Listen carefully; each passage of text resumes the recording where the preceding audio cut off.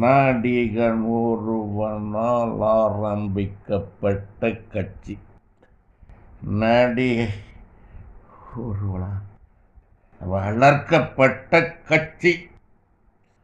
ஸ்திரீ ஒருவளால் ஆக்கிரமிக்கப்பட்ட கட்சி.